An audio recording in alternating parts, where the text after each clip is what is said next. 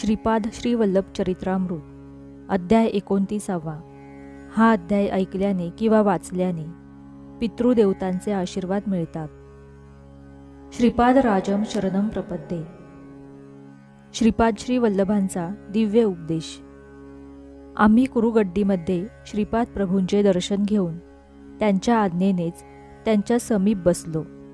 तेव्हा प्रभू म्हणाले, अनन्य भावाने मला शरण येणाऱ्या साधकांचे मी सदैव रक्षण करतो. हे श्रोते हो, हा देश काल माझ्या हातातील चेंडूप्रमाणे आहे. कोठेही होत असलेल्या भूतकाळात घडलेल्या आणि भविष्यकाळात होणाऱ्या घटनांना मी बदलू शकतो. मी देशकालाचा शास्ताच आहे. तुमच्यातील चैतन्याच्या संस्काराच्या दर्जानुसारच तुम्हाला माझ्याबद्दलचे ज्ञान होईल. सर्व धर्माचा परित्याग करून तुमच्या अंतरंगातील अंतर्यामी रूपात असलेल्या मला अनन्य भावाने शरण आल्यास, माझ्या आदेशानुसार कर्माचे पालन केल्यास मी तुमचा सर्व भार वाहून तुम्हाला जीवनमुक्त करीन. केवळ माझ्या शब्दानेच मी सृष्टीमध्ये शासन करतो.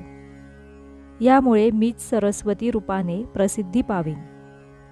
कलियुगातील मानव हा हिरण्यकश्यपूसारखाच असेल.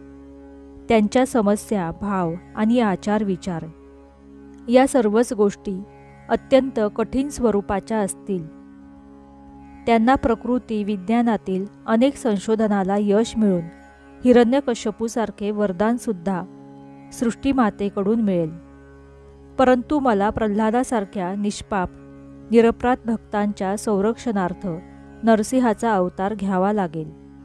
यासाठी मी नृसिंह सरस्वती या नामरूपाने अजून एक दिव्य अवतार घेऊन गंधर्वपूर नगरीत प्रसिद्ध होईल. एवढे बोलून श्रीपाद प्रभू ध्यानस्थ झाले आणि त्यांनी आम्हास सुद्धा ध्यानात बसण्यास सांगितले. श्रीपाद श्रीवल्लभांचा जय जयकार असो. अशा रीतीने श्रीपाद श्रीवल्लभ चरित्रामृत अध्याय 29 समाप्त. श्रीपाद श्रीवल्लभांचा जय जयकार असो. श्री स्वामी समर्थ.